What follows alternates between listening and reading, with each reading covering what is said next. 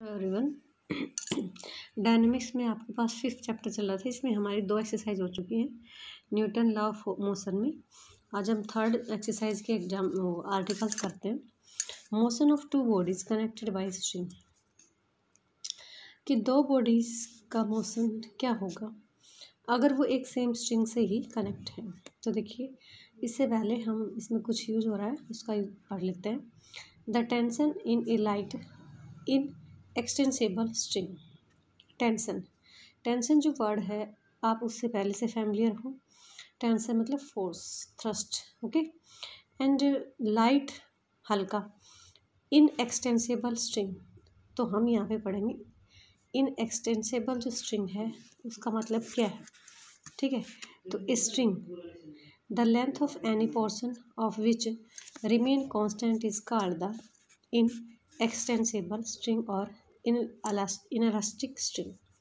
आपके पास किसी भी लेंथ की कोई भी स्ट्रिंग है विच रिमेन्स कांस्टेंट, अगर उसका लेंथ क्या रहे, कांस्टेंट रहे, मतलब वो फ्लेक्सिबल ना रहे कि आपके पास जैसे कोई भी आपने कोई भी स्ट्रिंग है आपके पास और अगर हमने उसके ऊपर कोई वेट लटका दिया तो अगर वो अपने साइज़ को इंक्रीज़ करती है, ठीक है, तो वो आपकी क्या हो जाएगी, इन एक्सटेंसिबल नहीं है।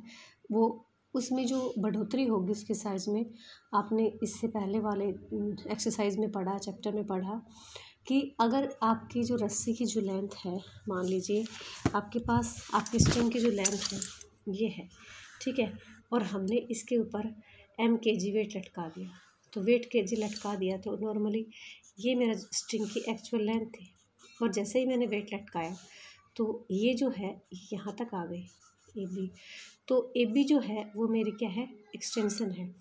ए बी हमारी क्या है, एक्सटेंशन। तो हमने क्या पढ़ा था ना इसको, एक्सटेंशन। तो अगर हम ये कहें कि ओ ए जो है वो हमारी स्ट्रिंग की एक्चुअल लेंथ है, ओके, और हमने इसके ऊपर कोई भी वेट स्टे किया हो, हैंग किया हो, ठीक है, तो उसका इसके ऊपर कोई फ़र्क ना पड़े, तो वो हमारे पास वो स्ट्रिंग क्या कहलाएगी, inextensible string, okay.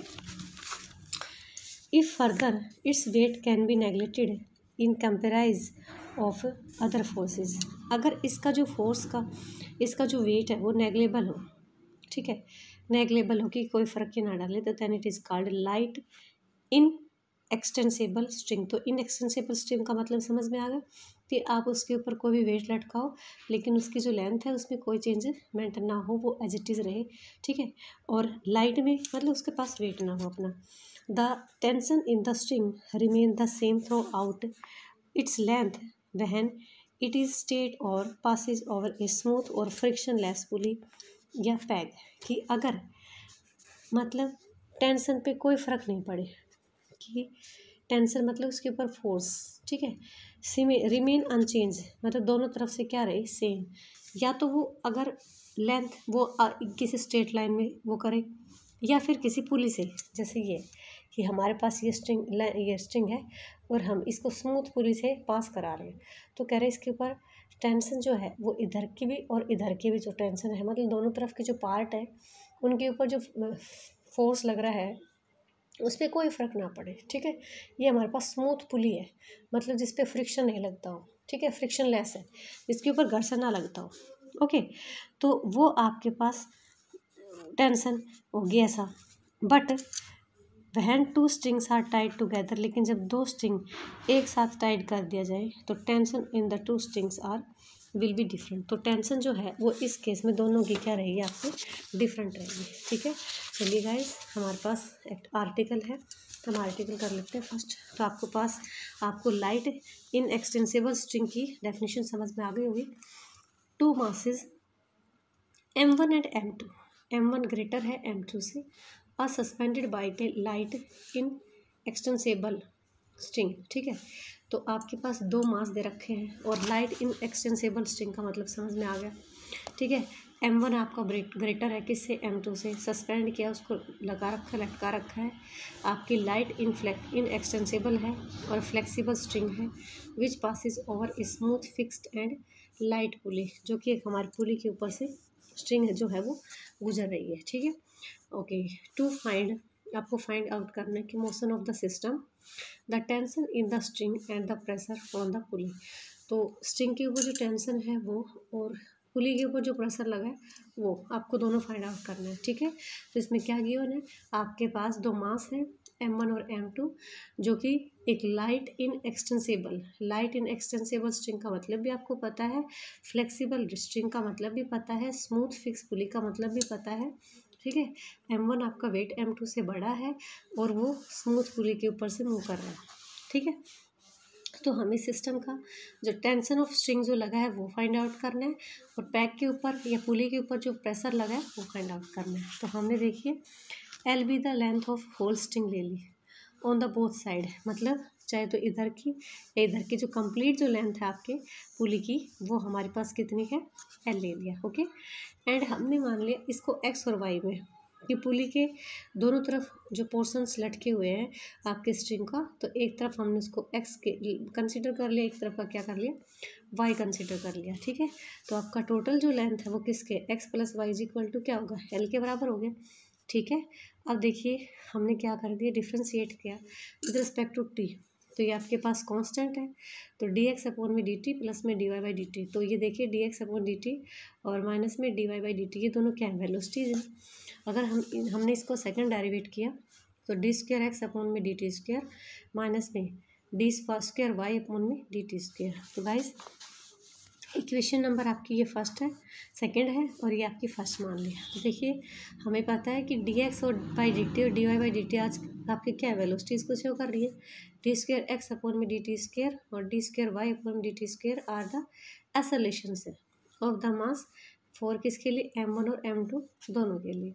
M1 के लिए डी स्क्वायर एक्स अपॉन में डी टी स्क्वायर एक्सेलरेशन है और D X upon D T उसका वेलोसिटी है, और M2 जो मास है उसके लिए D Y by D T तो एलएसटी है और डी स्क्वायर वाई अपॉन में डी टी स्क्वायर, ठीक है। देखिए इनका जो एक्सेलरेशन है वो किस में है, ऑपोजिट डायरेक्शन में दोनों का, ठीक है, एक्सेलरेशन भी और आपका वेलोसिटी भी। तो thus velocity and acceleration of the masses M1 and M2 at any time t are equal है बट अपोजिट है, इक्वल है बट क्या है, opposite, that is M1 move downward, M1 तो कि डाउनवर्ड मूव करता है और M2 हमारा अपवर्ड। देखिए ये M1 डाउनवर्ड है, ये M2 के आपका अपवर्ड पोजिशन में है, ठीक है। तो M2 के ऊपर जो एक्सेलरेशन है उसकी डायरेक्शन क्या है, अपवर्ड डायरेक्शन में। तो देखिए हमने पढ़ा था कि जब आपका जो फोर्स है अपवर्ड डायरेक्शन में और डाउनवर्ड डायरेक्शन में आप किस टाइप से अप्लाई करते हो। T1 be the tension, T1 हमने क्या ले लिया, टेंशन ले लिया, देखो T ये भी टेंशन इस टाइप से एक्सप्रेस करोगे और ये भी मास है आपके, ये मास है M1 ये M2, ठीक है। ये इसके ऊपर इफेक्टिव फोर्स लग रहा है, मास मल्टीप्लाई एक्सेलरेशन, ये इसके ऊपर M2 इंटू में F, तो मास मल्टीप्लाई में एक्सेलरेशन, तो ये आपका इफेक्टिव फोर्स लग रहा है। T आपका टेंशन है इन द स्ट्रिंग, तो since the pulley is smooth and string is light and inextensible, तो string the tension will remain same throughout the both side. अगर आपके पास स्ट्रिंग लाइट है, स्ट्रिंग का कोई रोल नहीं है, ठीक है, और लाइट है, इनएक्सटेंसिबल है, तो उसके पास कोई फोर्स लगेगा नहीं, और जो पुली है वो स्मूथ है तो उसके ऊपर जो आपका फ्रिक्शन है वो नेग्लेबल है, तो कोई दोनों तरफ जो टेंशन होगी वो क्या रहेगी, सेम रहेगी। तो फोर्स एक्टिंग ऑन M1, तो M1 पे जो फोर्स लगेगा, M1 पे कौन कौन से फोर्स लग रहे हैं आपके पास, T तो टेंशन है और M1G, ठीक है, ये डाउनवर्ड फोर्स लग रहा है।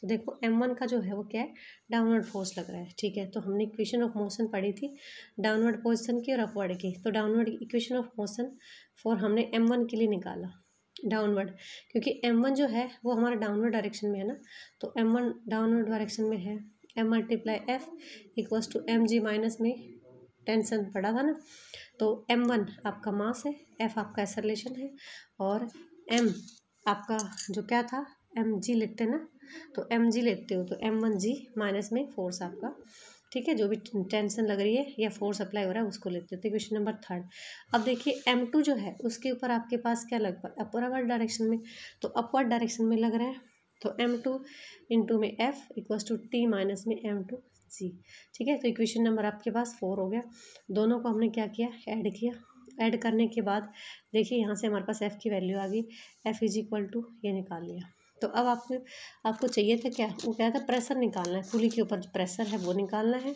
और टेंशन निकालना है। तो प्रेशर तो आपके पास आ गया, लेकिन आपके पास अब क्या निकालना है, टी निकालना है, ठीक है। तो देखिए इस जो वैल्यू ऑफ एफ है ना, उसको 3 या 4 में से किसी में भी डाल लो तो आपके पास टी आ जाएगा। अब देखिए प्रेशर ऑन द पुली के ऊपर प्रेशर कितना है, तो पुली के ऊपर प्रेशर जो है वो आपका 2 टाइम्स हो गया, क्योंकि दोनों तरफ क्या है, सेम है ना। तो रिजल्टिंग जो प्रेशर है, रिजल्टिंग प्रेशर है वो हमारा 2T होगा, ठीक है, दोनों तरफ। तो हमने इसको क्या कर दिया, 2 से मल्टीप्लाई कर दिया। अब देखिए when the pressure on the pulley is always less than sum of weight, जब आपका प्रेशर जो है वो always pressure on the pulley always less than किसी सम ऑफ द वेट से होता है, ओके।